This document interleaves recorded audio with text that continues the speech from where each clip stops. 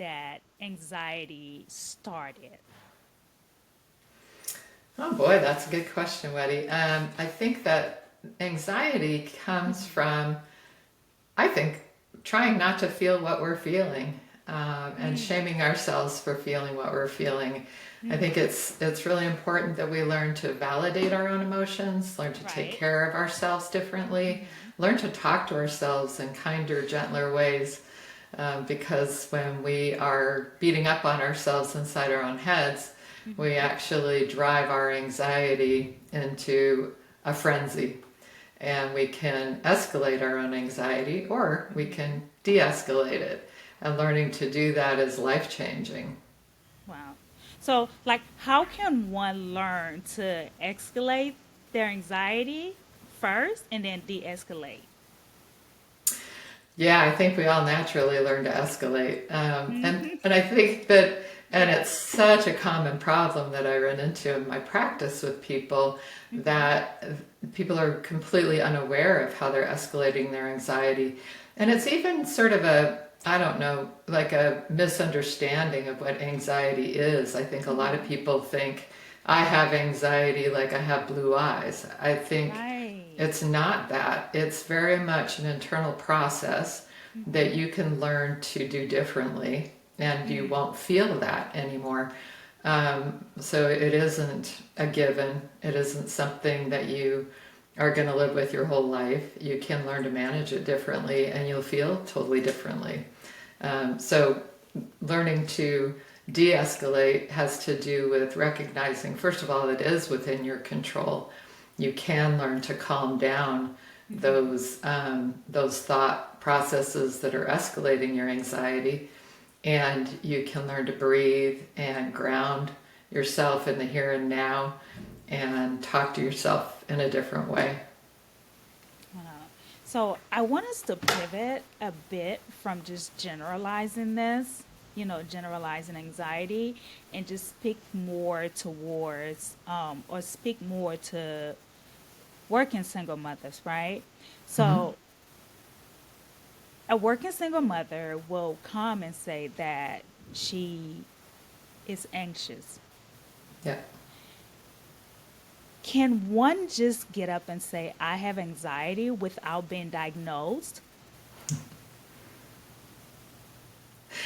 Yeah, so diagnosing somebody with anxiety is, it's like I have a cold. Mm-hmm. Diagnosing is nothing magical. It's not, and it shouldn't be a forever label.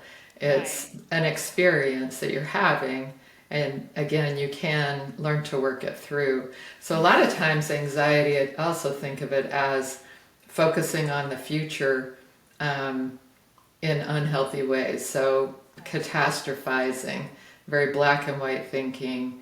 And these are some of the thought processes that take something from, wow, this is a stressful period and I have a lot on my plate, to, oh Mm-hmm. my God, oh my God, oh my God, oh my God. And then Yeah. we're sort of sending ourselves off the rails. It's also kind of important to recognize there are different parts of our brain. So there's this little amygdala, which is our fight, flight, freeze Mm-hmm. survival mechanism. Right. And that's supposed to go off when we are in mortal danger.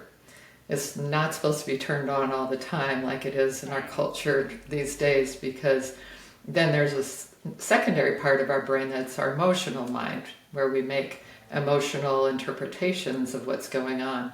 The Mm-hmm. third part is our higher cortex, or our logical, rational centers. So what happens is that you have an experience of feeling anxious. Then if your emotional mind starts feeding that and Mm-hmm. saying, yeah, you can't handle this. Yeah, you're in over your head. Yeah, you are doing a terrible job as a mom. Those kinds of things. So that's feeding the frenzy. And then this starts going into a feedback loop, a really negative feedback loop. What we need to learn to do is to calm those systems down through prayer, meditation, mindfulness, grounding, recognizing and being able to talk ourselves through things like, Mm-hmm. no, I just need to do this and then do this and then do this. I can Right. handle it. I can do this. I got Right. this. I have the resources, I have the internal resources, I can figure out the externals. And when you calm this down, then you can access the rational mind. Because the rational mind goes offline when you're in this frenzy. And that's not a good thing. We don't make good decisions from No, this we place. don't. Yeah. So it's about to get a little, I'll say it's about to get a little crazy. But before I start asking all these questions that are just bombarding my mind, but it's just not bombarding my mind. These are questions that are, that are going to help someone out, right? Yeah, for sure. I would love for you to introduce yourself as to what you do. Thanks. I'm Shannon Petrovich. I am a therapist of 37 years. I've been a clinical social worker and licensed independent substance abuse counselor and board certified diplomat in clinical social work. Um, about 6 years ago, I started a YouTube channel because I felt like I had a lot of information and skills and strategies that could be helpful to people who may never have access to a therapist. So I started my channel, and then it kind of became focused a lot on relationships and toxic relationships. Mm-hmm. And then I wrote a book about that and healing from toxic relationships. And now I also do coaching and small group coaching. Wow.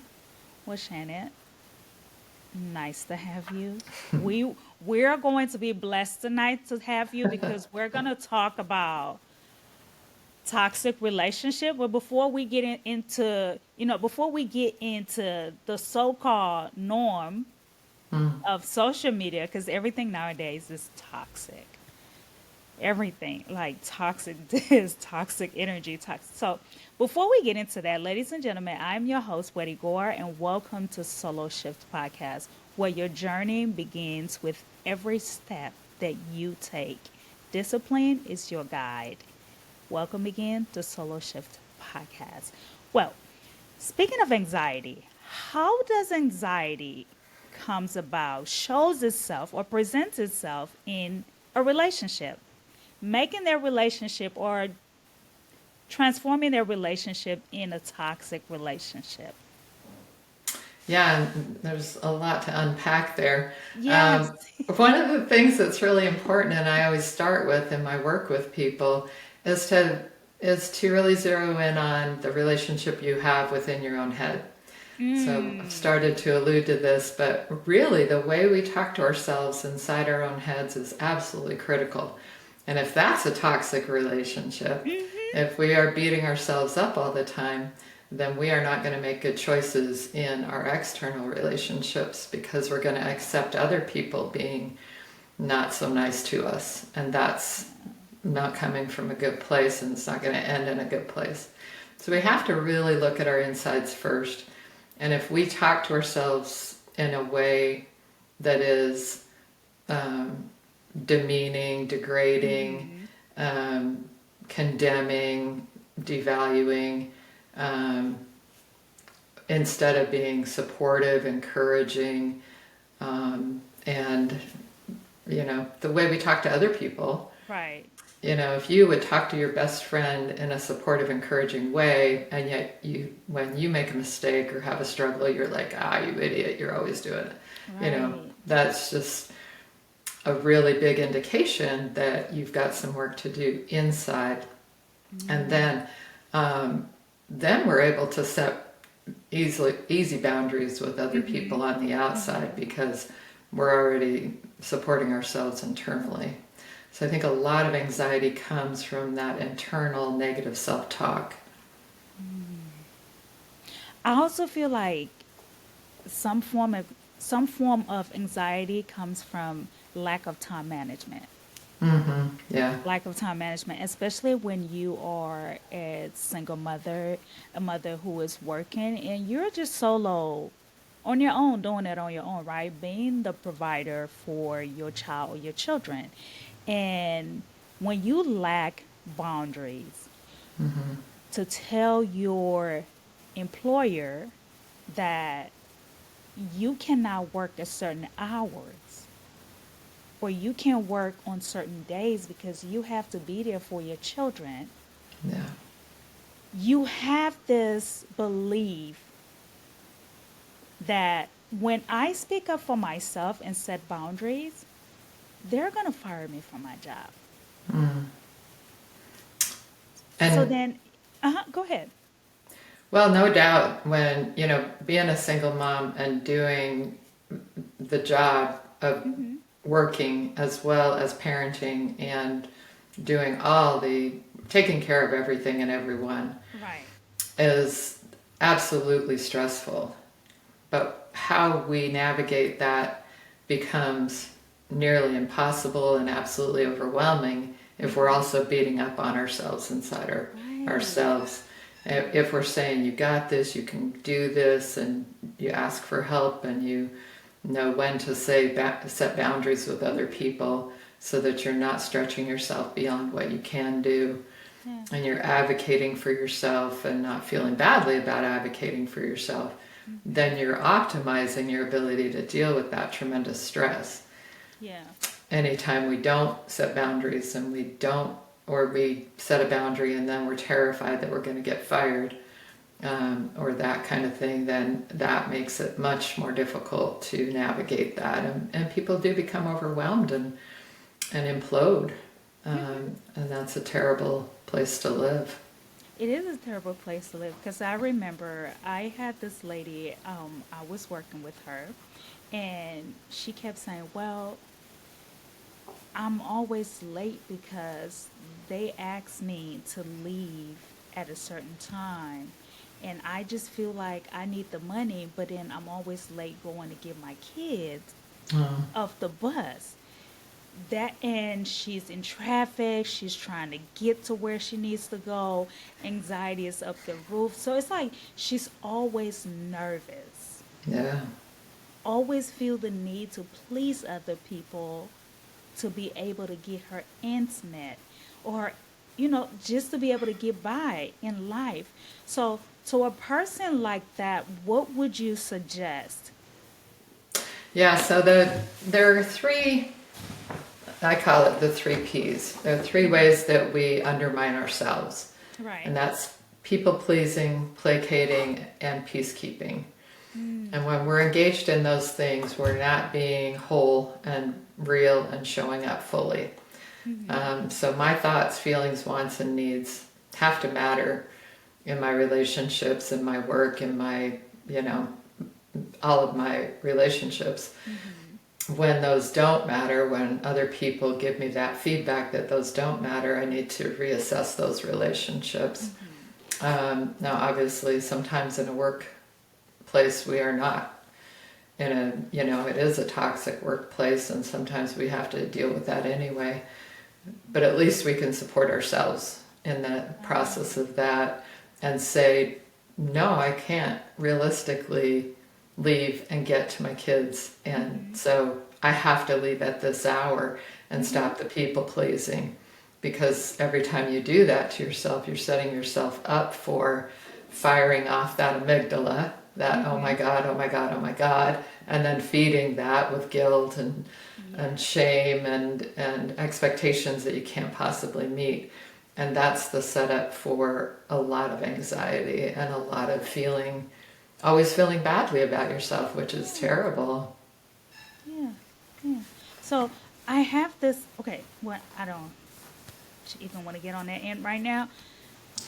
Being in a toxic relationship and then leaving that toxic relationship and having anxiety, do you think that that individual had anxiety before getting in the relationship, or they developed the anxiety while being in a relationship? Does it have anything to do with self-esteem? So the reality of being in a toxic relationship, and you're right, those terms get thrown around a lot, and Right. there are unhealthy relationships, but a toxic relationship is where you don't matter to the point where you feel like you're dying. Mm-hmm. That your thoughts, feelings, wants, and needs are so denied and so gaslit and so abused and used that you feel like you can't survive in this relationship. It's toxic to you. It's going to kill you. And on a on a really metabolic level, it is possible. The stress of being with somebody like that it does create all kinds of physical realities. So when those stress hormones are shooting through your body, your brain, it's creating a situation where your regular brain chemistry cannot get on top of that and stay on top of that. So our brains are set up so that we can have those periodic, oh my God, a bear is chasing me through the woods moments.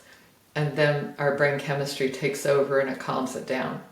Well, if you're constantly on fire, if you constantly feel like you're being threatened, your brain chemistry can't get on top of that. And so you have this breakthrough, constant adrenaline.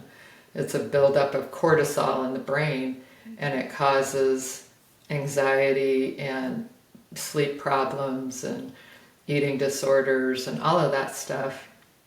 And that's a real state in your body. And so it takes a lot to calm that down after you've had a relationship like that. Mm-hmm. And it's also true when you've focused all your energy on monitoring someone's moods, their every, if you're afraid of this person exploding or imploding, you're constantly monitoring their moods, their attitudes, what's making them happy, what's making them mad. Right. When you remove that person, you're actually kind of more scared because it's this huge emptiness. It's this huge void because all your time and attention has gone to them. So do you think that when you no longer have this individual around, that's when the anxiety tends to develop? Yeah. Well, it comes on stronger. And then a person is very much at risk of going back to the relationship. Because you're dependent on this person. Yeah. And that's what we call a trauma bond. That you are so attached, you're not in love with, it feels like love, but you're attached to this person in really unhealthy ways, and you feel like they are your safety, they are your person, even though they are the most dangerous person in your life. It's very, very tricky, and it's very backwards. So we have to start the recovery of calming down that amygdala and the stress hormones and all of that, so that we can use our rational mind, make a rational decision, and stick with it. So I know where you're coming from because we all have dealt with some form of breakup, right? Yeah. Some having some kind of ex somewhere. And when the relationship is no longer for you, being a single mother is it's different. I'm going to speak this I'm going to speak from my personal experience, and I'm sure that there is someone out here who is going to relate to what I'm saying. Okay?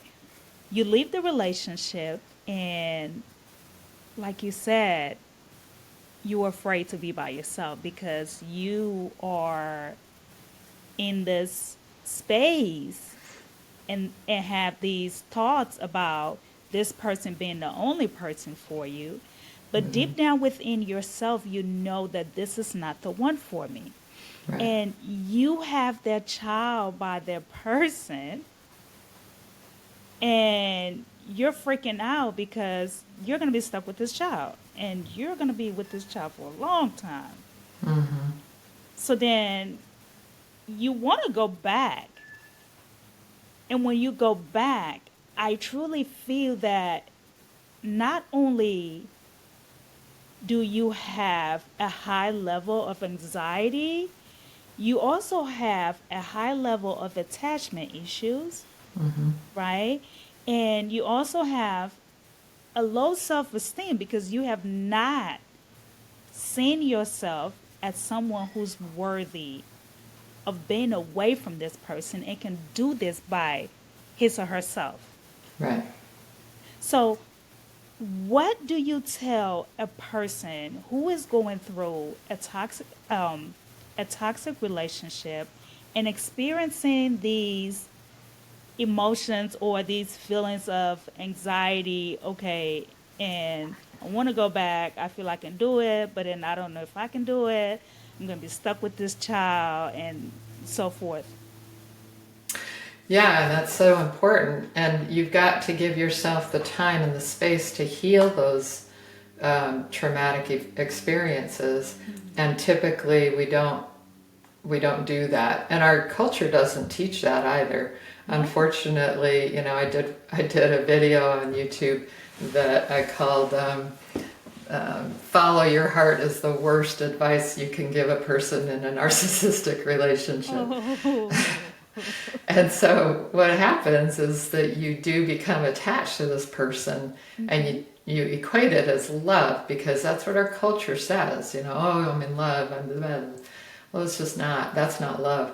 When I can ask a person, well, tell me about that person and what's gone on. Hmm. Well, I can't trust them, and I can't rely on them, and I Yeah. can't, and they hurt my feelings, and then they hurt me physically, like, Yeah, but and then why they are you there? It's like, well, and I don't want to say it that way because that's truly how right, people get a feeling of being judged. And right. but the reason that we stay is because we equate that to love, and it's just Hmm. attachment. So I Yeah, validate a person. You are very much attached to this person, and it's going to yeah. be hard. It's absolutely valid that it's going to be hard, and you are going to feel this huge emptiness. Oh, yes. And so in all of my work, I really encourage a lot of journaling because it's a way to kind of access that rational mind and calm Hmm. down the other. So if you rationally write out all these things that are true about this relationship, Hmm. and then you recognize, okay, I am making a rational decision to leave, even though I feel like I still love that person, even though I Yeah. feel like I still want to be with them, and even though I feel desperately alone when I'm away from them, and it Hmm. freaks me out and I hate it, but I'm going to make the rational decision to go. So that's the way I work with people, is to help them validate those emotions and also recognize that you can make a different decision and stick with it and drag this little emotional self along for the ride. Wow. So, do you tell them to like take it a day at a time, an hour at the time to deal with these overwhelming emotions of anxiety, or is it just cut this person off instantly? No, in fact, a lot of times people cannot cut another person off Right. instantly or keep severed from them. So, it differs, but we have to fill in those parts of ourselves so Mm-hmm. that we can separate, so that we can recognize when that person is not healthy for us, Mm-hmm.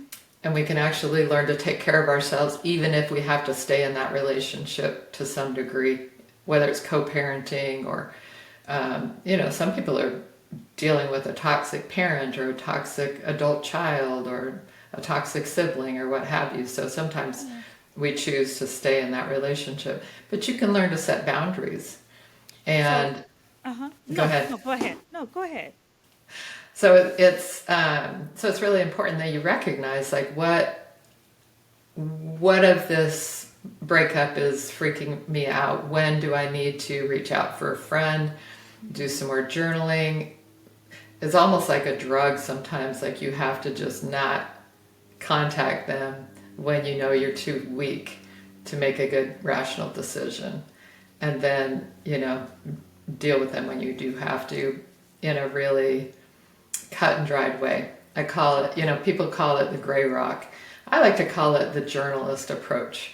So if you Mm-hmm. if you think about a journalist like Christiane Amanpour, it was Uh-huh. just amazing. She would go into these war zones and she would deal with, she could be talking to a terrorist who had just murdered millions, hundreds of people or whatever, and she would Right. just do her business, do what she needed to do. Whether she broke down later after she got off the helicopter, who knows? Right.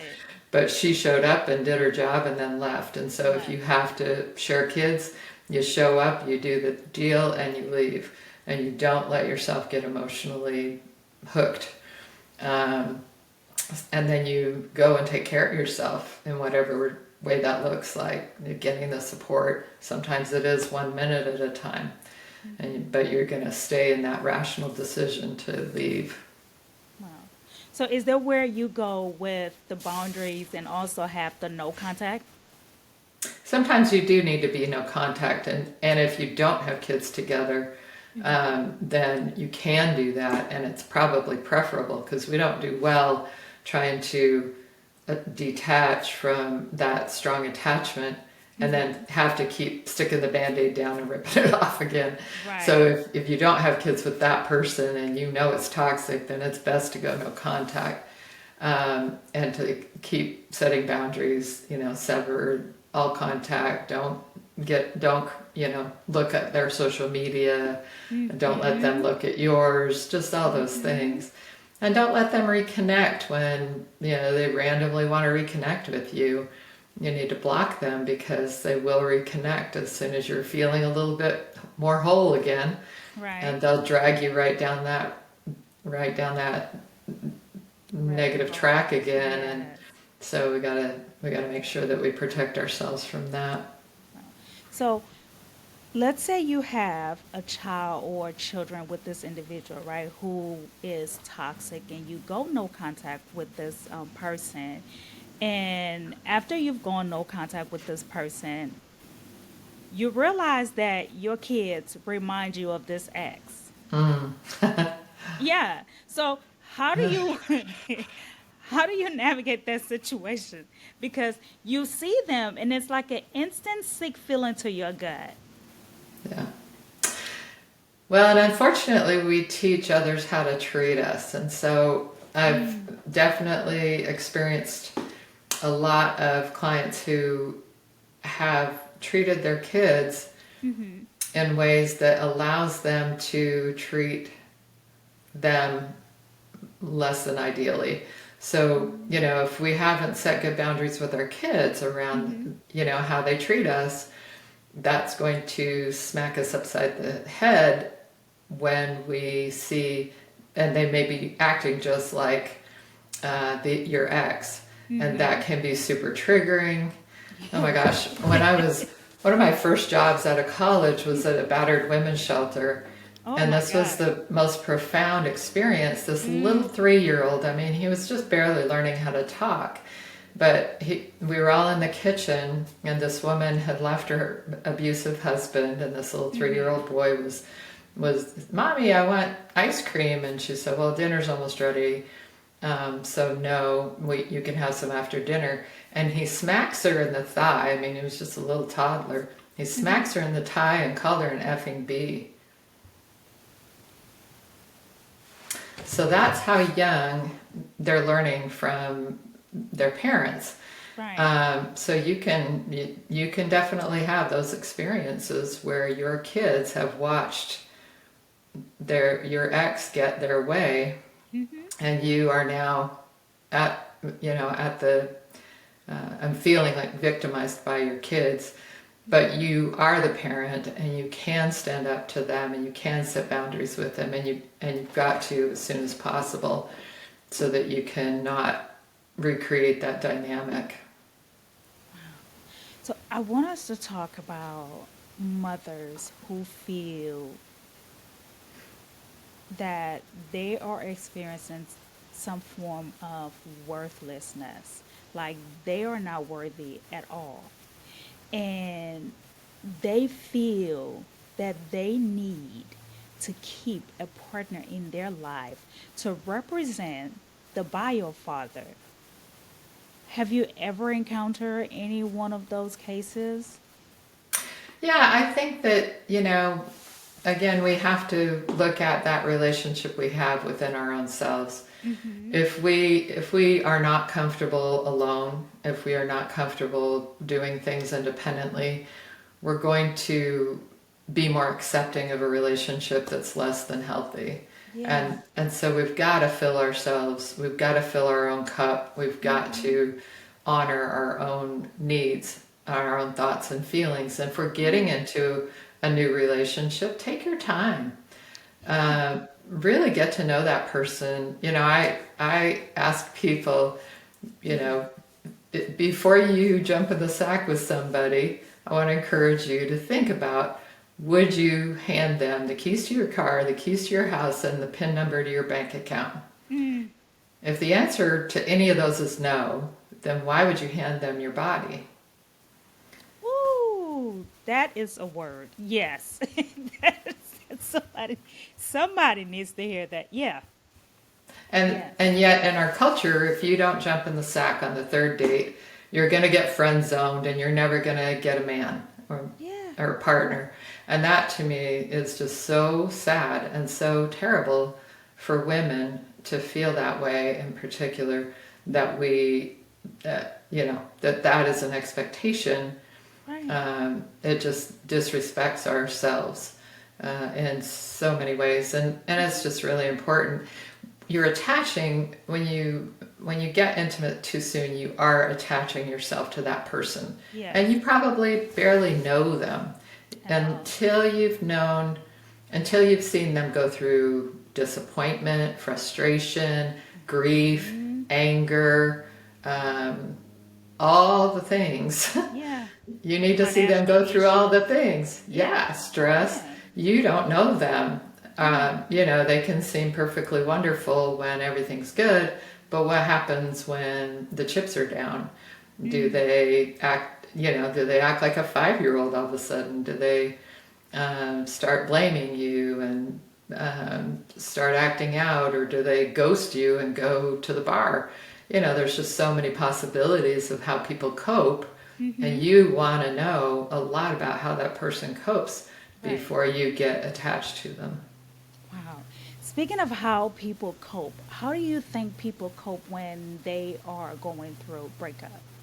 I'll set myself up for example, right? When I went through breakup, like back then, I'll isolate. Self isolation was my thing. The gym was my thing. Journaling. Good for you. Yeah, like Those are healthy things. yeah, because it's like I'm gonna do everything, especially Uh-huh. when I know that I have not wronged you and you are Mm-hmm. not the one for me. Mm-hmm. I'm getting away. You know, I feel that people now, or mothers, right? Single mothers, before getting into a relationship, get to know who you are.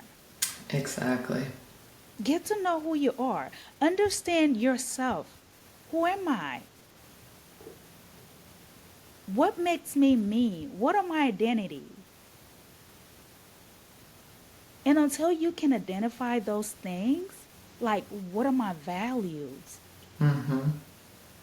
What makes me feel worthy? What makes me feel loved? Yeah. Because when you start doing and start diving into all of your self care, self worth, and your values, I promise you, there is no price tag for you. Like you will have standards, Mm-hmm. you will believe in your standards, and you will stick to them, regardless if you have 25 kids or not. Now I'm just exaggerating, but yeah, like you will find yourself important. Like you will find your own importance. And when you feel your own importance and you feel your own values and your worth, you can see other people's values more Yes. clearly. You can see their character qualities more clearly. Yes. And you can step back and not jump into something that's not going to be healthy for you. Thank you. Mm. Because jumping into these fast, toxic relationship, I understand that sometimes it gets to be frustrating and you get to be lonely, right? And you're Mm-hmm. tired dealing with the financial burden on your own. Right. I'm not saying don't find love. I'm not saying don't meet your needs. Your kids are watching. Mm-hmm. Because if you get in one relationship and jump out of it, get in another relationship and jump out of it, kids are like sponges. They grow up and think that that is the healthy way to just start a relationship. You get in and jump out. You get in and jump out. Yeah. Like, stuff like that just make me, I'm always wondering, like, is someone learning who they are? Are women out here truly learning who they are now? I would say single mothers because I have a heart, a big heart that I cannot even describe, but it's just there for single mothers, right? Yeah.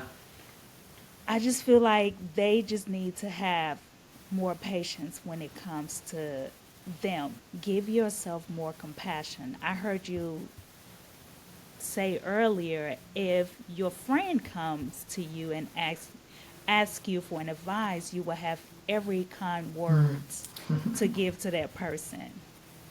But when Yeah. it's with yourself, you are so hard on yourself. I'm not saying don't be hard on yourself when it comes to certain decision making, but Sure. have that self compassion for oneself. Have it for you. Yeah. You've got to be your own best friend. Yeah, The way you would talk to a best friend is how you have to talk to yourself. And the yeah. way you would rebuild and build up and support a friend is how you have to build up and support yourself. I've Mm, had clients say, I'm dating me. and, they would be taking themselves out and taking yes. themselves to do That's a things best and experience. have No fun. lie on that. I've done it before. Yeah, and making sure you build up on girlfriends and Yes. rebuild family relationships that might have gone Yeah. by the wayside when you were overly obsessed with this person, Hmm. and really give yourself space and time to rebuild and find out who you are and then hold to yourself and really ask yourself, do I feel more like me when I'm around this person? Or Mm. do I feel like I'm anxious and I'm putting on a facade, or I'm trying to impress him, or I'm trying to Hmm. whatever? It's like, no, Hmm. when you're with your person, you feel like you're allowed to be totally you.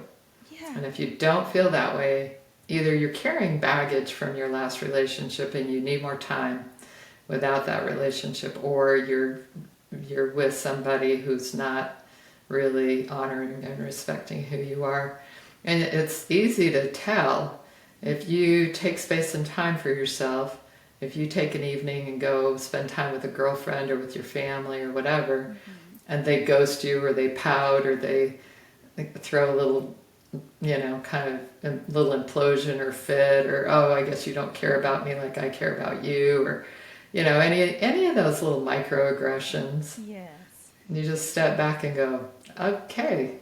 thank you for the Yes. information. You have shown me the way. You have shown me if you are my friend or not. Like, You're yeah. tipping your hand to me, and I see Mm-hmm. it. I see Mm-hmm. it. Yeah. And that's really important. We have to see it and Yeah. acknowledge it and not say, oh, but it's all right. No. No. If somebody's showing you those cards soon, early on, you have to see it and listen Mm-hmm. and not make excuses. Hmm. Oh, I love what you just said. I was telling an individual, I said, going into 2026, mothers, single mothers, this is your year to believe what I know to be your experience of removing your mask. Mm. But before you can remove your mask, you need to apologize to yourself. Oh, Apologize to yourself, forgive yourself, yeah, hold a space in your heart and forgive yourself for every betrayal that you've made to oneself, for every boundary that you lacked, okay? For every people pleasing tendencies, act that you have done, yeah, for every lie that you've told yourself just to fit in, just to feel wanted and loved. yeah, You need to grab a pen and a paper and tell yourself, I forgive myself today. I'm going to remove the mask of, and you state what it is. Because you're not truly yourself until you are by yourself with no distraction, without the kids, and you are in your head, in your bed, by yourself. That's when you think out loud. That's when you feel every emotion there is to be felt. And then you process that and take it out and put it out. Start working on it slowly but surely. Change is just not one day. I don't believe one can change in a day's time. Yeah. One cannot change in a day's time. And I truly believe this. So see yourself as to who you want to be, what do you want to get rid of,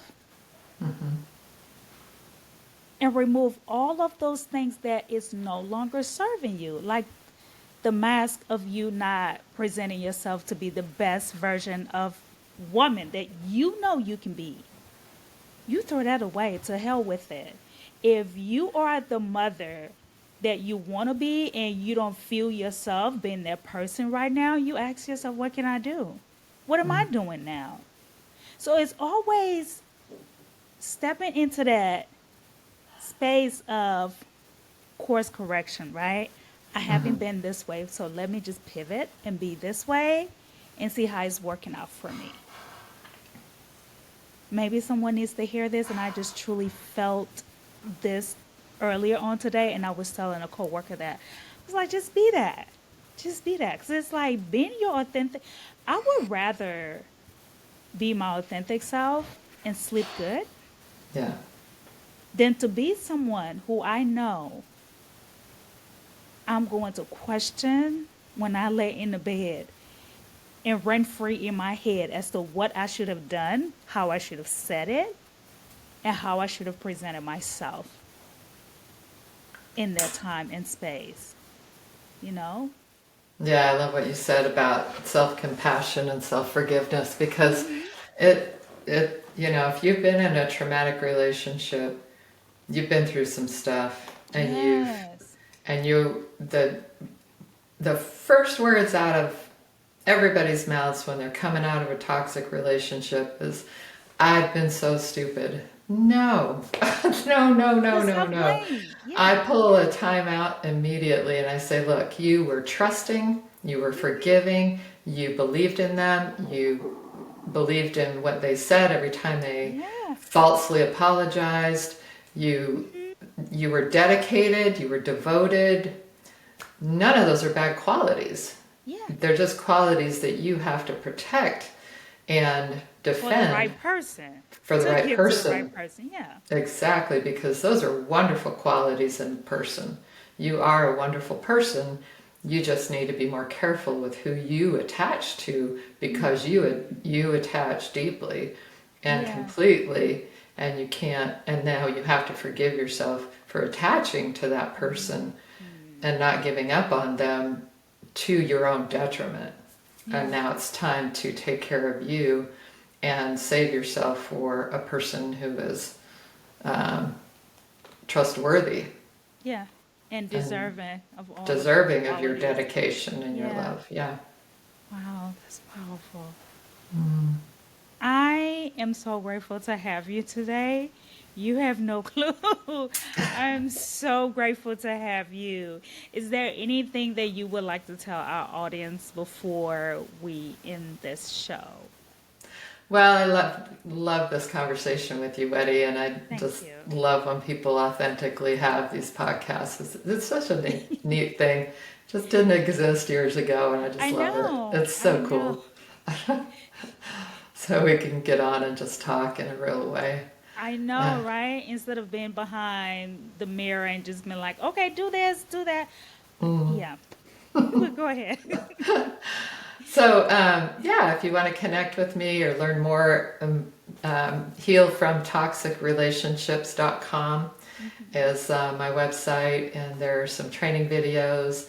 My YouTube channel is Therapist Talks Thrive Beyond Narcissism. Mm, And I've got over 200 videos and some live streams and different things. So that's all there. And my book is on Amazon. It's called Out of the Fog into the Clear, Journaling to Help You Heal from Toxic Relationships. So it's very journaling prompt heavy, to help people walk through that process on their own or with a therapist if they have one.